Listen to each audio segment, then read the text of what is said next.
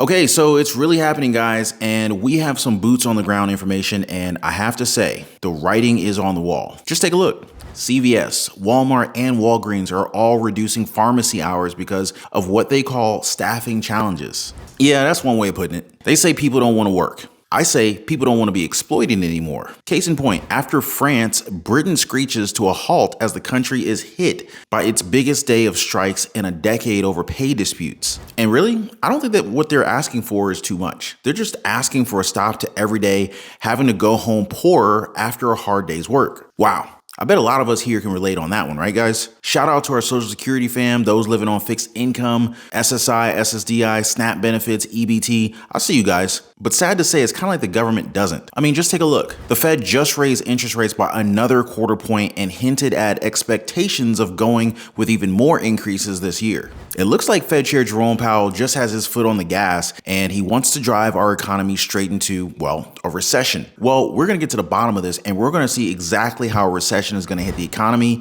the stock market, and most importantly, me and you. Just stay right there, guys. Also, if you own a home, make sure your home is protected. Get your free home warranty quote. There's a link in the description of this video down below. So yeah, first there's this whole thing with CVS, Walmart, and Walgreens. Now, if you're thinking of getting a late night prescription filled, you might have to check with your local stores. Most, if not all of them, are cutting their hours short. Picking up your prescription may soon become a race against the clock. CVS announcing that 2/3 of its pharmacies at some 9,000 stores will adjust their hours beginning in March. Walmart also planning to start closing its pharmacies at 7 instead of 9 on weeknights at about 4,600 locations. The industry shift meant to maximize efficiency, but still unsettling to some. That's ridiculous. If most people work 9 to 5s, realistically, you don't get home till like 6 o'clock. You're not going to have enough time to get to any pharmacy after work. Slashing hours, just the latest attempt to deal with a nationwide shortage of pharmacists. In a statement, CVS saying the change was part of a periodic review to make sure that stores are open during peak demand. Walmart says they're making the cuts in part to enhance their pharmacy team's work-life balance, but also to maintain the best level of service for customers, who also worry about juggling schedules. What kind of a difference would that make for you? Well, you have to go in the middle of the day. So when you're rushing to go pick up a child from school, or when you're rushing to work, or at lunchtime, you have to get out and go pick up your prescription.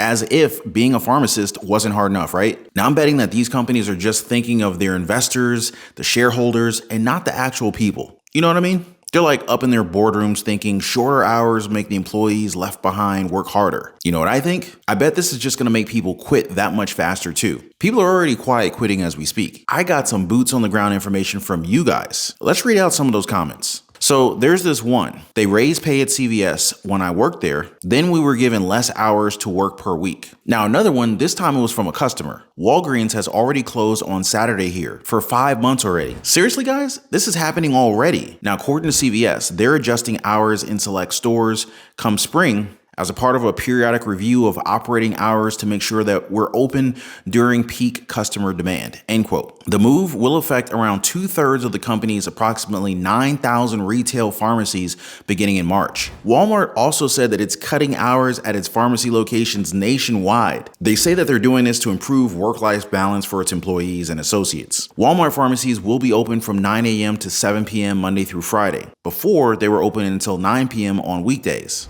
They said that they're also timing this with a raise to $20 per hour for pharmacists. Can't believe that a pharmacist is making less than $20 an hour. That's crazy. But yeah, by the same time, the minimum livable wage should be probably at least $25 an hour. But what do you guys think? It's as if they really want us to just take things to the streets, you know? Just take a look. After France's mass movements, Britain crowds, they took the streets to demand for higher pay. Check out some of the clips from the crowd right here.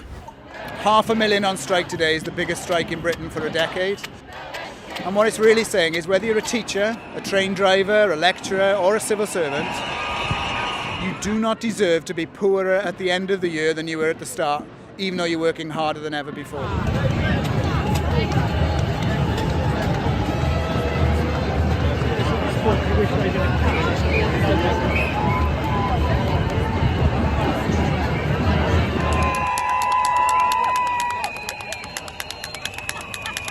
Right, sisters and brothers, it's amazing.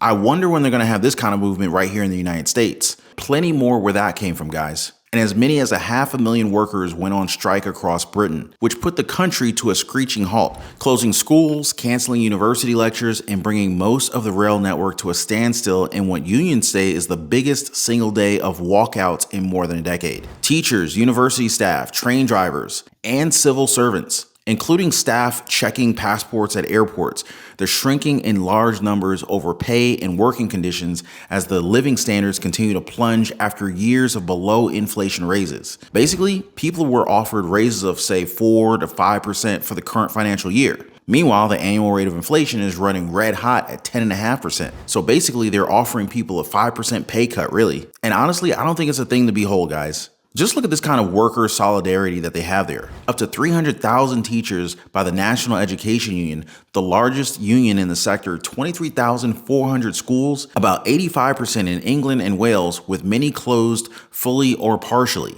70,000 members of the University and College Union UCU, which will hit 150 UK universities on 18 days in February and March, affecting 2.5 million students. More than 100,000 members of the Public and Commercial Services Union, which represents civil servants, will strike over pay, pensions, and job security at 123 government departments and agencies. And only 30% of train services are expected to run, at least according to Britain's railway company, Rail Delivery Group. They already put out a statement saying that the disruption could drag on into the rest of the week because many trains won't be in the right depots. Like what I read recently, instead of no one wants to work anymore, try no one wants to be exploited anymore. Can I get an amen? Hit the like button if you guys agree. And share this video with your friends and loved ones just to get the word out there. Just hit the share button right there, guys. Now, the way I see it, this is totally understandable considering how the government is just basically making a mess of things. At this point, a recession is all but assured in the UK, thanks to higher energy prices, lower productivity as a result of employment not recovering to its pre-pandemic level, and elevated inflation leading to higher interest rates and mortgage costs. But wait a minute, aren't these all true for the United States as well? This part too, about wage erosion. According to this, pay for experienced teachers has declined by 23% since 2010 once inflation is taken into account. In fact, some can earn more money working in their local supermarket than in education. Do you guys have the same experience? I mean, just take a look at what they're putting us through. Yet another interest rate increase coming from the Fed. Yep, you heard that right, guys. Prepare for higher rates on everything from your credit cards to your mortgage. As the markets predicted, the Fed, led by Chair Jerome Powell, boosted the federal funds rate by 0.25 percentage points. That takes into account a target range of 4.5 to 4.75%, the highest since October 2007. Now, according to Jerome Powell, he said this, quote, "Inflation data received over the past 3 months show a welcome reduction in the monthly pace of increases. And while recent developments are encouraging, we will need substantially more evidence to be confident that the inflation is on a sustained downward path," end quote. In short, they want to make sure to keep Americans under their thumb and looking for work with companies like Bezos, Amazon, and Elon Musk's Tesla that just plain exploit workers at this point. I mean, just take a look at what they're doing to us. Food prices have risen more than 10% over the past year. Egg prices alone have soared 60%. Butter is up more than 31%, and lettuce has jumped 25%. Gas prices were ticking lower toward the end of 2022, but have popped higher in recent days, hitting $3.50 a gallon nationally for an increase of around 30 cents over the past month. I mean, prices have gotten so bad, people are resorting to smuggling eggs across the border. Yeah, you can't make this stuff up, guys. So I read this one post on Reddit and it really made a lot of sense to me. Here, check it out. I can somewhat understand the economics of raising the interest rates, but it's hard to see how making it harder for the less fortunate to have what the fortunate have is the key to bringing the economy online. It's like a cruel form of control to keep the fortunate in control. I guess the rich built this into the economy to keep themselves at the top, no matter what, as a failsafe. Interest rates go up, less people can afford houses. It just sucks. Just capitalism is not nice to everyone. Cruel reality. Now, if a recession does eventually hit, don't expect the government to help out that much. They'll probably be way too busy pointing fingers and trying to blame the other party. You know what I mean, right? But let me share some information with you guys just so that we can all prepare our nest eggs and recession-proof cash flows. During a recession, unemployment rates, they go up because companies start cutting their workforce since customers are going to be doing less spending. You can expect that there's going to be less hiring, more layoffs, and fewer financial incentives offered to current employees like bonuses and raises. Many hardworking people will find themselves out of work through no fault of their own. You will experience volatility with your investment portfolios as well. As we've all witnessed during 2022, the stock market reacts strongly to economic news and global conflicts. If you need to cash out, you could be selling stocks at a loss. You don't want to be in that position. So if you can, you might want to consider delaying any major expenses as much as possible and keep that powder dry, if you know what I mean. It's important to hold on to your money in savings account, ideally a high yielding savings account during a recession to protect yourself and your family financially. Get a side hustle or a small business going. Increase those profits, increase that revenue, and increase your net worth during this time. Really diversify those income streams so that you can put a dent on any kind of high interest debt that you might have. Here's looking at you, credit cards. And maybe even build enough nest egg to weather a financial setback or two. Many investors will pull their money out of the stock market whenever they hear rumblings of a recession or even high inflationary numbers. People want cash and safety, so then they end up starting to sell stocks. This leads to massive sell-offs when share prices plummet. So this means that even companies in excellent financial standing will also see shares go down in value. When everybody's portfolio starts turning red, you might consider jumping into the stock market and grabbing some of these big blue chip companies at a discount. I'm talking about your Apples, your Googles, your Walmarts, even your Amazons, all your favorite good stocks to start a good portfolio with. Heck, you might even be looking at some dividend paying stocks.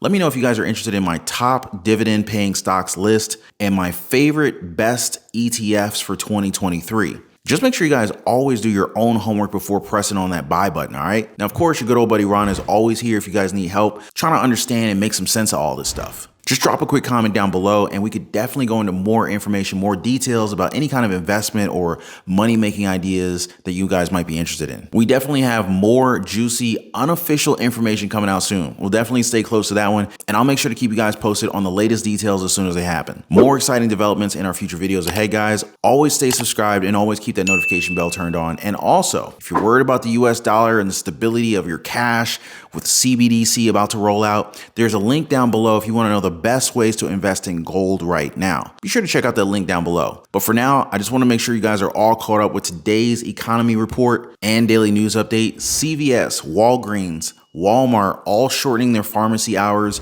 British workers rising up for higher pay, and the Fed trying to push our economy into a recession. Again, big thanks for watching. A huge thanks for hitting the like button. I appreciate you guys. Be kind to one another, and I'll see you on the next video.